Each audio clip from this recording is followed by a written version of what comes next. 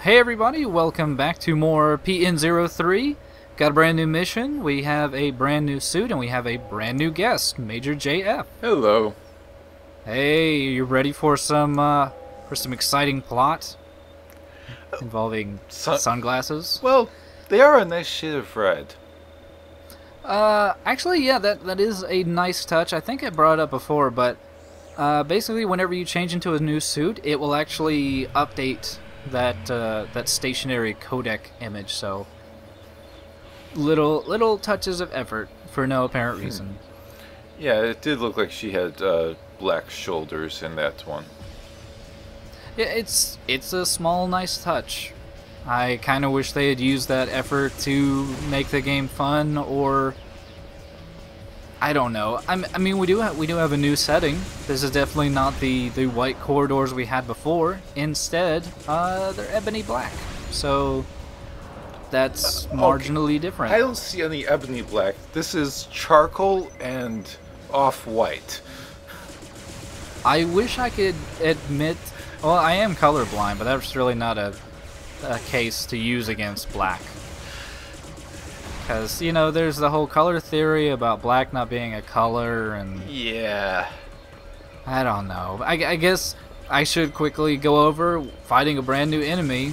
They're super dangerous in large numbers. I think these are called Rancor, which I think means German for vines or lichen or something.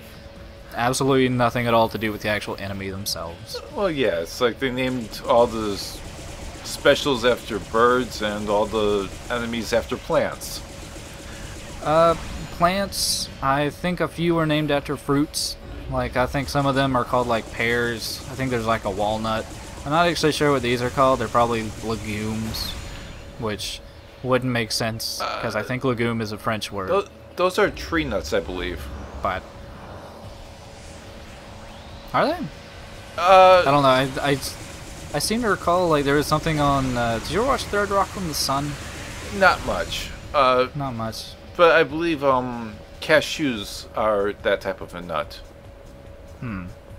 Also, I guess I should point out, since we do have a brand new suit, we do have a brand new energy drive. This is the Tengu, which I think Jay brought up before, but it's 5 seconds of invulnerability, and it does double the palm shot damage, so it actually is very beneficial, especially in very tight situations. It's actually relatively cheap energy-wise, so I think, at least with the current energy bar, you can use it about 5 times. It's just the wind-up on that thing. Well, I mean, as with most energy drives, it's a good idea to have an idea about how long the wind-up is, because that entire, like, wind-up is nothing but invulnerability. So if you know, like, an enemy is going to do, like, an instant death maneuver, or you're fighting a boss and it's coming, like, charging at you and it will kill you instantly, you can use those invulnerability frames to be completely fine. I would say it's exploiting the game, but I think as some people point out in the thread, it's almost like the designers wanted you to exploit that. Yeah, this game does appear to be designed to be exploited. And to some degree, even saying designed is kind of stretching things. Yeah. Because in this particular corridor, I think whenever I asked you before, like whenever we were, talking a bit beforehand, can you tell the difference between this corridor and the one that was 2 corridors back? No. No. But I did notice something.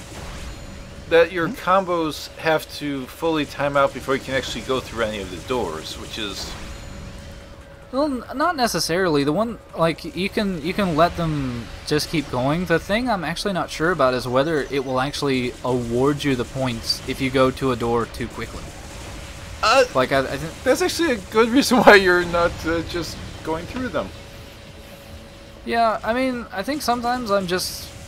Well, sometimes the way they have the particular room set up, you can really try your best to rush through and try to get a maximum combo, but Usually to do that, you'll be having to waste your energy drives, and there's really no reason to, because you never actually grind for points in a level. It's all the sub challenges between levels. Yeah, the wonderful quote unquote trial missions, which I have no idea why they were called that. But yeah, I guess I should explain really quickly about what the little spider bots do. They don't have a lot of life. They do have a little quick laser burst, but what I actually don't show off in the actual level, I might show it off later. But they have a really dickish maneuver where they'll actually disconnect the top of their head, and it will be kind of a pincer that locks you in place, and then they will just rush up to you and self-destruct for like 3/4 of your life. Oh, wow. Yeah, it's something they don't do that often. You really have to let them live for like 30 seconds before they'll do it. But when they do it, it is the most annoying thing in the fucking world. Because you're locked in place, and you're just looking at it going, I'm about to die.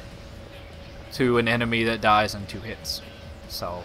Yeah, and it also has that super fast little glowing circle that launches into its attacks.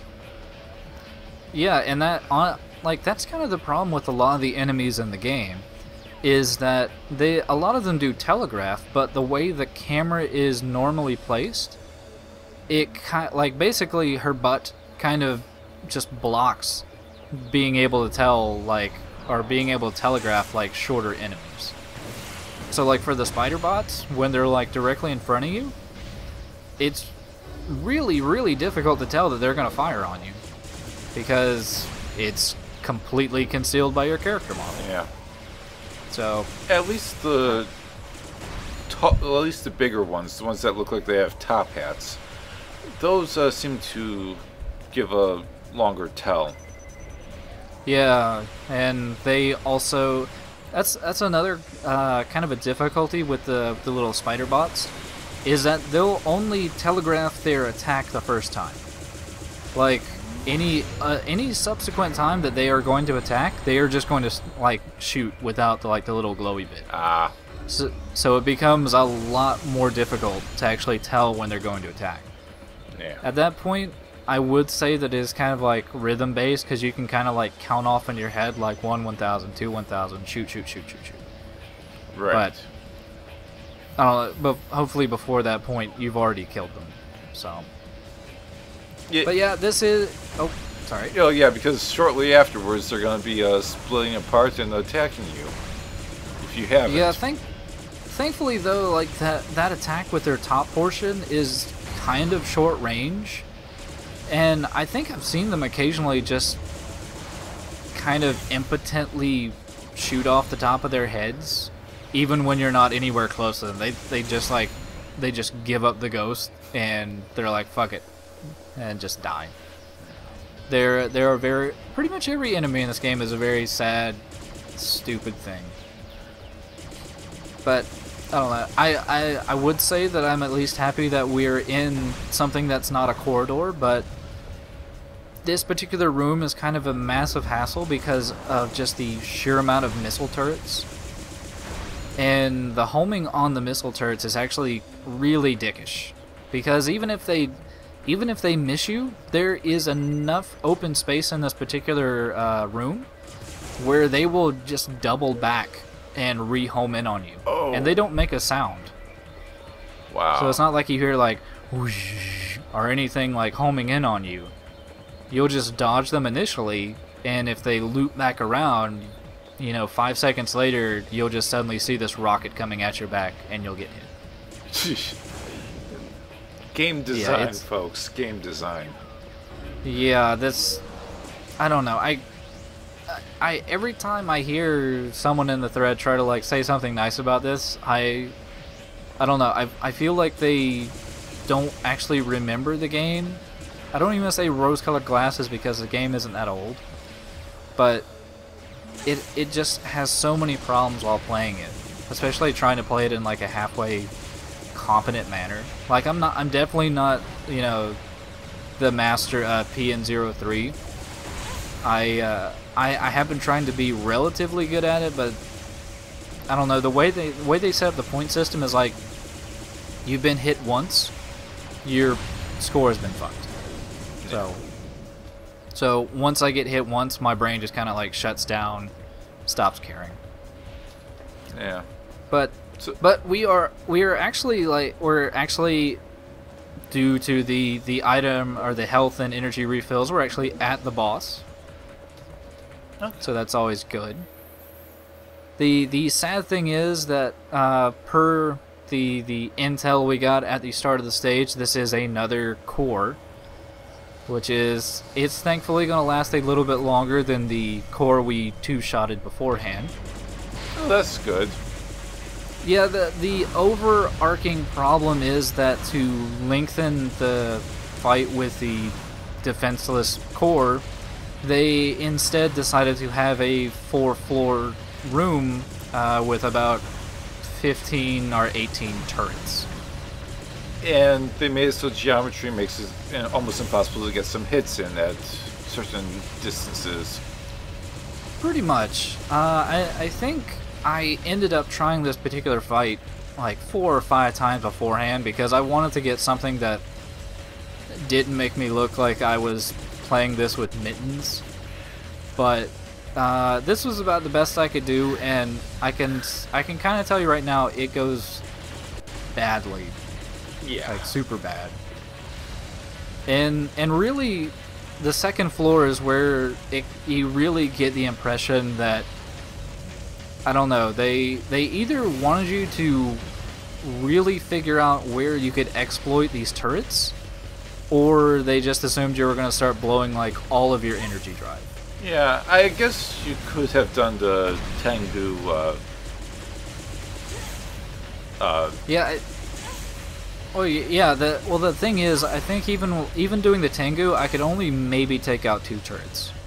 And you only really have enough bar for doing it 5 times, and there's more than 5 sets of turrets. Yeah, I might have been able to barely eke out destroying all of them. Because pretty much, if you can clear out one level and get up here, you might be able to block out the line of sight for the other turrets. But even then, it's still very sketchy because in the end, you've got 6 different turrets all firing at you, and it's a situation where dodging is not going to matter in the least. Right. I would say, thankfully, the 3rd and 4th levels are a bit easier, just because they're more easily exploitable. There's a lot more cover for you to use. Sadly, the height differential doesn't really make it any easier to shoot, but I don't know, there's at least only 3 instead of 6 firing at you at once, so there is that benefit. But yeah, in the end, yet again, just really poor boss design. Yeah, I mean, this is barely a gauntlet, not a boss.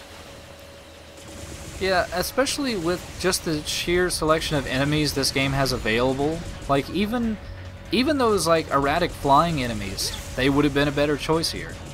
Because they would have been harder to hit than completely stationary, dickishly placed turrets.